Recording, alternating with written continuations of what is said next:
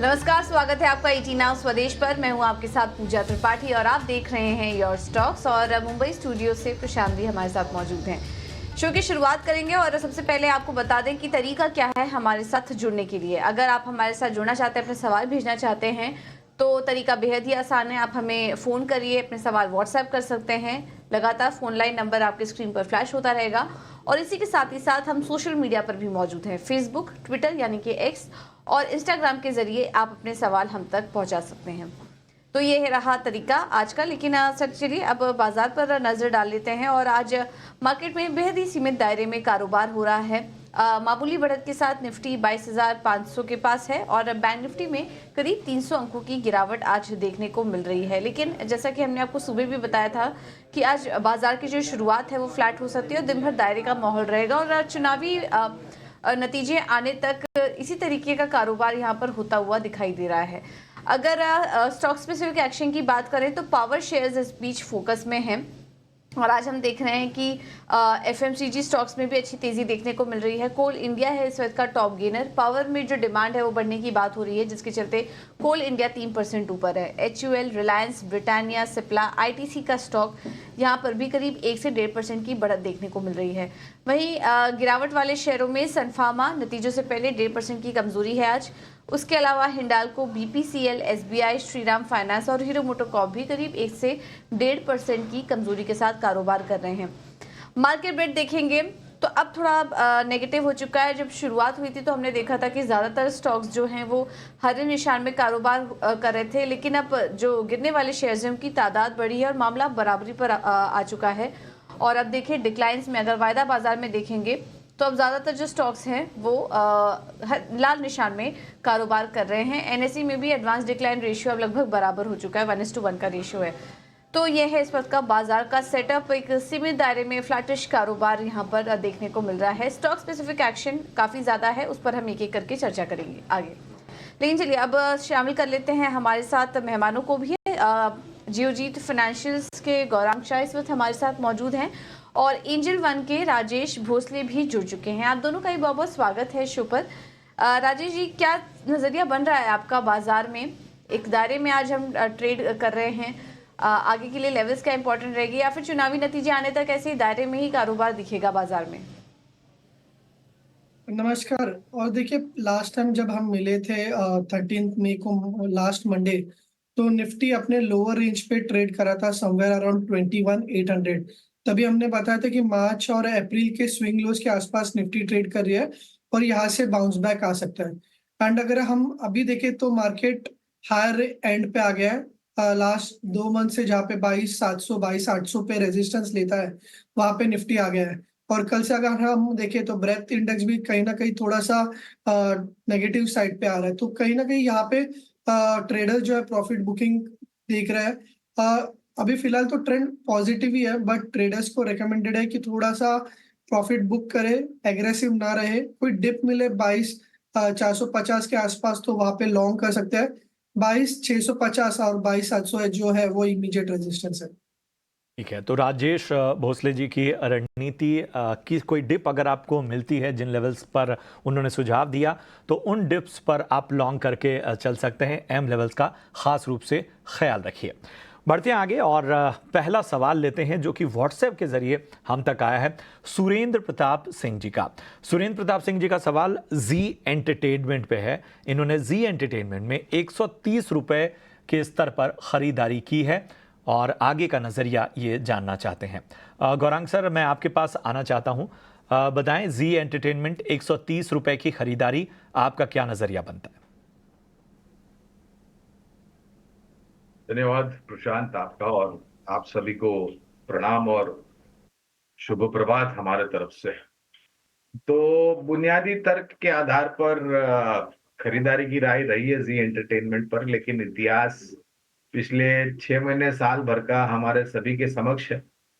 जिस प्रकार से खबरें आई, जिस प्रकार से विवाद उठा, जिस प्रकार से वो मसला चला और जिस प्रकार से फिर वो डील नहीं होने की बात आई, तो नीचे के तरफ के दायरे।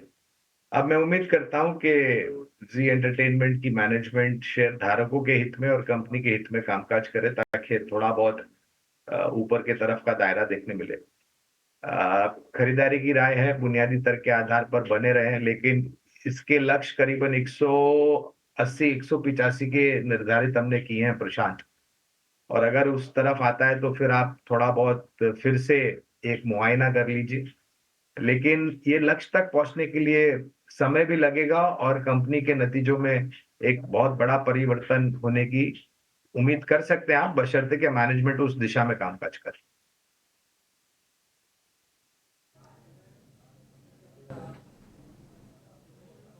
ठीक है, तो ये है सलाह जी एंटरटेनमेंट पर आपके लिए। अगला सवाल व्हाट्सएप पर आया है राहुल जी का। एनटीपीसी है इनके पास, 100 शेयर्स हैं, 370 के खरीद है इनकी। राजेश जी, क्या सलाह होगी आपकी एनटीपीसी पर? पावर स्टॉक्स हम देख रहे हैं, फोकस में भी हैं, और इनको मुनाफा, इनके खरीद के पास ही स्टॉक आज कारोबार भी कर रहा है एनटीपीसी का। क्या सलाह होगी? लग रहा है रिसेंट बाइंग ही है, लास्ट फ्यू डेज में बाय किया रहेगा, बट ओवरऑल व्यू पॉजिटिव ही है। एंड एक्सपेक्ट कर सकते हैं स्टॉक जो है 385 390 के आसपास नियर टर्म में देख सकते हैं। वहाँ पे एक रिट्रेसमेंट का रेजिस्टेंस है, तो वहाँ पे फिलहाल बुक कर सकते हैं, क्योंकि कहीं ना कहीं ओवरबॉट में भी जा रहा है। 385 390 एक्सपेक्ट कर सकते हैं, वहाँ पे बुक करना चाहिए। ये नजरिया एनटीपीसी पर इस वक्त आता हुआ। अगले कॉलर को जोड़ते हैं। जतिन मेहता हैं दिल्ली से हमारे साथ इस वक्त बने हुए। जतिन जी, गुड मॉर्निंग, पूछिए क्या जानना चाहते हैं। Good morning sir. सर, मेरे पास एम्बेसी ऑफिस के 100 शेयर हैं 340 के रेट पे, ठीक है। और बेबी कैपिटल के 90 शेयर है 227 पे।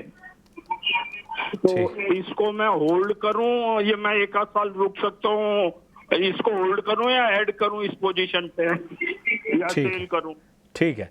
एबी कैपिटल आपने किस भाव पे बताया था? एबी कैपिटल है जी 227 पे। ठीक है। एम्बेसी ऑफिस 340 पे। मेरा एक साल का नजरिया है, रुक सकता हूं मैं एक साल। ठीक है, ठीक है। Gaurang sir, embassy office parks इन्होंने 340 के आसपास खरीदारी की है, और दूसरा शेयर आदित्य बिरला कैपिटल, और ये इन्होंने 200 के आसपास इनकी खरीदारी है। जरा बताएं क्या करना चाहिए। प्रशांत भाई, क्षमा चाहूंगा, दोनों पर कवरेज नहीं है तो विशेष रूप में टिप्पणी ठीक नहीं है। राजेश जी, आप बताइए, एक साल का चूंकि नजरिया है एबी कैपिटल और एम्बेसी ऑफिस पे, जरा बताएं क्या आपका व्यू बन रहा है। एम्बेसिस ऑफिस पार्क जो अभी फिलहाल 346 पे ट्रेड करा है, ये एक लो वॉल्यूम काउंटर है, ज्यादा मूवमेंट नहीं होता। रिसेंटली 360 65 के आसपास से करेक्ट हुआ है, तो वहां पे आता है तो बुक करना चाहिए। ज्यादा कोई मेजर ट्रैक्शन स्टॉक में देखने को नहीं मिल रहा है। दूसरा है एबी कैपिटल। एबी कैपिटल में डेफिनेटली बाय बने रह सकते हैं। ऊपरी लेवल पे 235 238 जो है नियर टर्म में एक्सपेक्ट कर सकते हैं। फिलहाल कंसोलिडेशन मोड में है, बट मोमेंटम वापस पिक करता है तो 235 डेफिनेटली एक्सपेक्ट कर सकते हैं, होल्ड रख सकते हैं।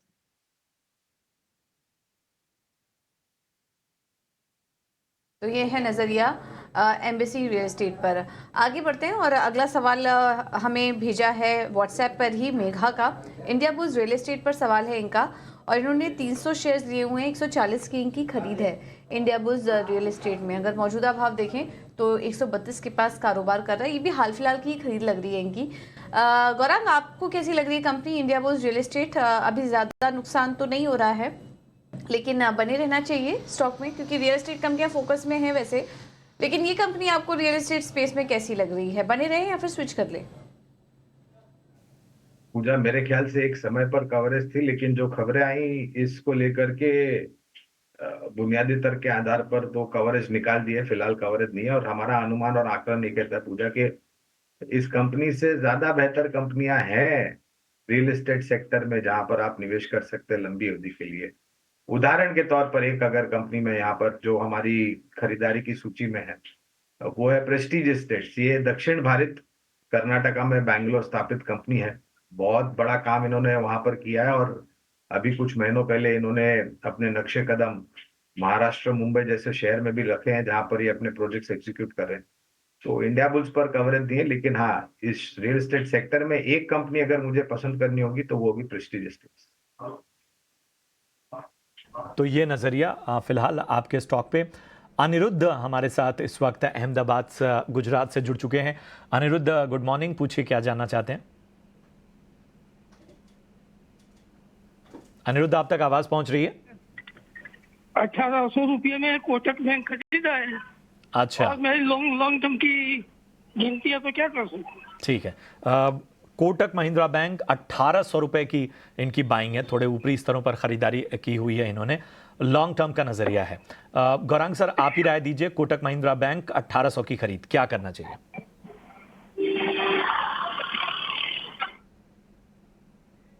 खबरें अभी अभी जो आरबीआई ने प्रतिबंध लगाया था नए ग्राहकों को जोड़ने के लिए, तो वो सब की जो एक परिस्थिति है वो निर्णायक तरीके से आने वाले कुछ समय में दुरुस्त हो जाएगी और फिर से कामकाज न्यूनतम स्तर पे शुरू हो जाएगा। 1800 का स्तर का निवेश, मौजूदा स्तर 1680 के आसपास। हमारी नम्र विनती होगी इनको कि अगर ये और जोड़ सके तो जोड़े, और ये जोड़ने की यानी कि और खरीदारी की राय इसलिए दे रहे क्योंकि हमारे लक्ष्यांक करीबन 1900 के आसपास के हैं, इनका निवेश 1800 पे, तो रिस्क रिवॉर्ड तब फेवरेबल। अब अगर जोड़ते हैं तो मेरे ख्याल से रिस्क रिवॉर्ड बहुत फेवरेबल हो जाएगा।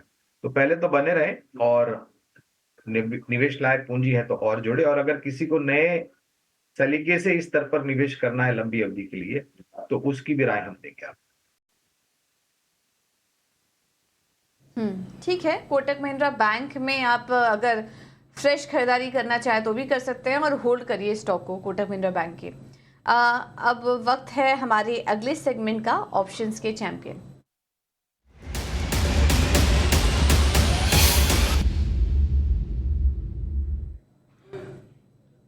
और इस घंटे के ऑप्शन की रणनीति बताने के लिए हमारे साथ ध्वनि पटेल मौजूद हैं फोन लाइन पर। ध्वनि, थैंक यू सो मच समय देने के लिए।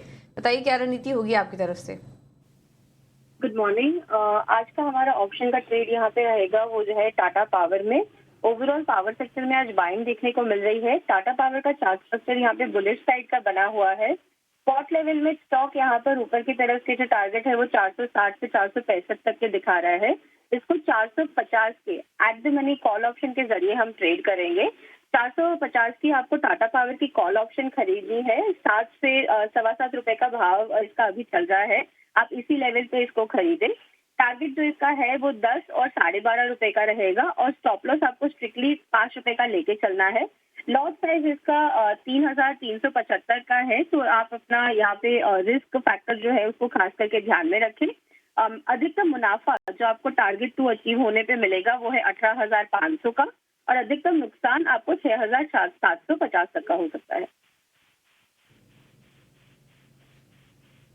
ठीक है। तो टाटा पावर स्टॉक्स फोकस में आज हम शो की शुरुआत में हाईलाइट भी कर रहे थे कुछ स्टॉक्स को, और इसमें 450 की कॉल आप खरीद सकते हैं, 7 रुपए पर है। 10 से 12.5 के टारगेट्स के लिए आप तेजी करके चलिए। इसमें 18,500 तक का अधिकतम मुनाफा हो सकता है। जाते जाते आपको सभी का रिस्क डिस्क्लोजर भी दिखा दें। जो का दौर है, कई सारे मैनेजमेंट हमारे साथ जुड़ रहे हैं, और चौथी तिमाही में मेट्रोपोलिस के नतीजे जो थे वो अनुमान के मुताबिक रहे हैं। आय में 17% की बढ़त देखी गई है, मुनाफे में 9% की बढ़त नजर आई। हालांकि मार्जिन पर हल्का दबाव रहा है। इस बार के नतीजों और ग्रोथ आउटलुक पर चर्चा के लिए हमारे साथ हैं कंपनी के सीईओ सुरेंद्रन चेमन कोटिल साहब। बहुत बहुत स्वागत आपका इस चर्चा में शामिल होने के लिए। सुरेंद्र साहब, एक चीज़ मैं जानना चाहता हूं कि हाल ही में आपने अपनी भूमिका में थोड़ा सा बदलाव किया है, कुछ नए रोल में आप अपने आप को कंपनी में आगे ले जा रहे हैं। ज़रा इसके पीछे की वजहें बताइए, और इसके अलावा किन बड़े लक्ष्यों की ओर कंपनी तैयारी कर रही है। नमस्कार and good morning to you and your viewers. Yes, भूमिका में कोई बदलाव नहीं है। मतलब मैंने ज्वाइन किया था customer chief executive officer role पे, लेकिन लास्ट 1.5 ईयर्स में वो पूरा हमने ट्रांसिशन कंप्लीट किया। अभी अमीरा ऐसे रोल पे मूव करेंगे जो ज्यादातर गवर्नेंस और लॉन्ग टर्म स्ट्रैटेजी पे ध्यान रखेंगे, और मैं डे टू डे ऑपरेशन और बिजनेस मतलब मैं चलाऊंगा अभी से। सो बदलाव में मेरा रोल में कोई बदलाव नहीं हुआ, डेफिनेटली अमीरा का रोल में बदलाव हुआ। मैनेजिंग डायरेक्टर थी, अभी कंपनी का चेयरपर्सन रहेंगे। आई मीन ट्रांसिशन, ये फेस ट्रांसिशन का फेस है, तो that is what is the change of roles पर से। देखिए हमारा Q4 बहुत अच्छा क्वार्टर रहा है। हमने overall company reported revenue 11% year on year grow किया है, और हमारा कोर बिजनेस जो है 15% का ग्रोथ किया है Q4 में, और हमारा एबिटा भी Q4 में 15% ग्रो किया। सो कोई भी पैरामीटर्स देखो, आप फाइनेंशियल पैरामीटर्स देखो, कंपनी का कोई भी पैरामीटर्स देखिए, आई मीन Q4 बहुत अच्छा से क्वार्टर रहा है, और ये जर्नी अभी आगे भी कंटिन्यू रहेंगे। और ग्रोथ स्ट्रैटेजी आपने जो पूछा, बेसिकली 3 या 4 चीजें जो हमारा ग्रोथ ड्राइव करेंगे आगे जाके। सबसे पहले जो हमारा नेटवर्क एक्सपेंशन, हम लोग अभी हमारा लैब का जो एक्सपेंशन है, लास्ट ईयर हमने 24 नया लैब्स लगाया पूरा कंट्री में। वो लैब एक्सपेंशन का जर्नी आगे भी कंटिन्यू रहेंगे, और तेजी से अगर लैब का एक्सपेंशन अभी चलते रहेंगे। खास करके हमारा जो अपॉर्चुनिटी मार्केट है नॉर्थ और ईस्ट में, जहाँ पे हमारा पेनिट्रेशन रिलेटिवली कम है, उधर हमारा ज्यादातर और लैब्स अभी लगाएंगे। वो एक एजेंडा है नेक्स्ट ईयर के लिए, कमिंग ईयर के लिए।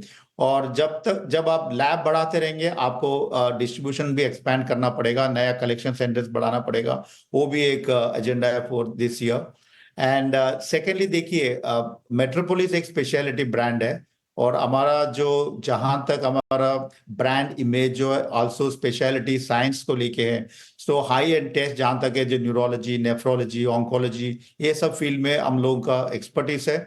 सो आगे भी हम स्पेशलाइज टेस्ट का जो है हमारा एजेंडा आगे और एक्सपैंड करेंगे हम। और थर्ड जो है वेलनेस है, wellness packages, true health wellness packages, जो अभी हमारा 15% टोटल कंट्रीब्यूशन है वेलनेस रेवेन्यू का। और हमको ऐसे लग रहा है कि मतलब ये जो है एटलीस्ट 4 to 5% हेडरूम है इधर। ये जो वेलनेस रेवेन्यू जो है 15% से 20% तक लेके जा सकते हैं अगले 1 साल 2 साल में है। सो ये ज्यादातर हमारा ग्रोथ एजेंडा है for the year 24-25। Right sir, volume growth इस तिमाही हमने देखा कि सिंगल डिजिट जोन में ही रही है। क्या आप आगे प्राइस हाइक की कुछ योजना बना रहे हैं, और अगर आप प्राइस हाइक नहीं लेते हैं तो उस कंडीशन में फिर क्या आपके रेवेन्यू पर इम्पैक्ट नहीं पड़ेगा आने वाले समय में? अभी तो देखिए 9% मेट्रोपोलिस ने वॉल्यूम ग्रोथ किया है पिछले साल में, और इंडस्ट्री में सबसे बेस्ट वॉल्यूम ग्रोथ है। इस इंडस्ट्री में 8 to 9% revenue growth, volume growth जो है वो आई मीन बेंचमार्क लेवल पे है। इवन कोविड का पहले भी जो है इस इंडस्ट्री में 7, 8, 9% ही वॉल्यूम ग्रोथ रहा है, पेशेंट वॉल्यूम ग्रोथ रहा है। सो हमने पिछले साल 9% वॉल्यूम ग्रोथ किया है, और सबसे बेस्ट परफॉर्मेंस है पूरे इंडस्ट्री में वर्सेस और पीयर ग्रुप। सो हमारा अनुमान अभी ऐसा है कि ये जो 9%, 8-9% वॉल्यूम ग्रोथ जो है वो आगे भी हमें कंटिन्यू करना है। यस, आई मीन पिछले क्वार्टर में हमने प्राइस इंक्रीज किया था, उसमें वजह से हल्का से सॉफ्ट हुआ है volume growth, but I mean हम लोग को अभी ये देखने मिल रहा है कि वॉल्यूम ग्रोथ अभी स्टेबलाइज हो रहा है। आगे जाके वॉल्यूम ग्रोथ पुराना 7, 8, 9% लेवल पे वापस आएंगे। सो प्राइस इंक्रीज की वजह से जो इम्पैक्ट है वो टेम्पररी रहता है, और आगे जाके इसको ये करेक्ट हो जाता है। सर, एक चीज़ अगर मैं कोर मार्केट को देखता हूं तो काफ़ी शानदार प्रदर्शन रहा है। स्पेशली अगर हम महाराष्ट्र की बात करें तो यहाँ का प्रदर्शन जो है वो काफ़ी बेहतर हुआ है। कौन सी ऐसी बातें हैं, कौन से ऐसे मूव हैं जिन्होंने इस कोर मार्केट ग्रोथ में मदद की है कंपनी की? देखिए, महाराष्ट्र हमारा स्ट्रॉन्ग मार्केट है, और Mumbai of course as a city, Maharashtra में मैक्सिमम कंट्रीब्यूशन मुंबई से आता है। हम महाराष्ट्र में काफी ज्यादा लैब्स हमारा है, उसके बावजूद भी हमने पिछले साल में 3-4 एक्स्ट्रा लैब्स, एडिशनल लैब्स लगाया महाराष्ट्र में। तो हमारा एक्सपेंशन जो है महाराष्ट्र में कंटिन्यू रहेंगे जब तक हम लोग लास्ट लेवल तक, लास्ट अपॉर्चुनिटी तो Tier 3, Tier 4 मार्केट तक नहीं पहुंचेंगे, तब तक हमारा एक्सपेंशन स्ट्रैटेजी कंटिन्यू रहेगा महाराष्ट्र में। और सिर्फ लैब एक्सपेंशन नहीं है, हम लोग सेंटर्स भी उसी रेशियो में एक्सपैंड कर रहे हैं। सो फॉर एग्जांपल मुंबई में ही हमने पिछले साल अबाउट 60-70 एक्स्ट्रा सेंटर्स लगाए हैं। अभी हमारे पास मुंबई में 420 सेंटर्स है, हमें लगता है कि ये जो है नंबर्स 500 के ऊपर भी जा सकता है। हर 2 से 3 किलोमीटर में एक कलेक्शन सेंटर मुंबई में हम लगा सकते हैं, उतना अपॉर्चुनिटी है बिकॉज ब्रांड बहुत स्ट्रांग है मुंबई में। So expansion of centres and labs will be एक वन स्ट्रैटेजी, वो एक रहेंगे। बट उसके अलावा जो है मेट्रोपोलिस, जैसे मैंने बताया आपको, स्पेशलिटी ब्रांड है, एज अ साइंस ब्रांड है। तो हमारा जितना भी B2B कस्टमर के साथ जो है हमारा रिलेशनशिप कंटिन्यूस रहेंगे। हमारा डॉक्टर एंडोर्समेंट हम लोग और स्ट्रेंथन करेंगे और उसको और एम्पलीफाई करेंगे। So it's a combination of B2C and B2B both put together is really making us winning in Maharashtra so decisively. शुक्रिया सुरेंद्रन सर, हमसे जुड़ने के लिए और कारोबार के हर पहलू पर बहुत विस्तार से बातचीत करने के लिए, अपने विस्तार एक्सपेंशन प्लान के बारे में भी रोशनी डालने के लिए बहुत बहुत शुक्रिया आपका। आपको, आपकी टीम को और आपके कारोबार के लिए हमारी तरफ से भी ढेर सारी शुभकामनाएं। चलिए, अब मैनेजमेंट कमेंट्री भी हमने सुन ली, तमाम पहलुओं को भी समझ लिया और नतीजों की बात करें तो जैसा हमने आपको बताया कि 17% की बढ़ोतरी आय में नजर आई, मुनाफे में 9% की बढ़त रही, मार्जिन पर हल्का दबाव नजर आया। बाकी मैनेजमेंट ने हमने अलग अलग पहलुओं पर बातचीत की। राजेश, मेट्रोपोलिस बताएं कैसा लग रहा है आपको यहाँ से? आज देखिए कि लगभग 5.5% की तेजी यहाँ पर नजर आती हुई।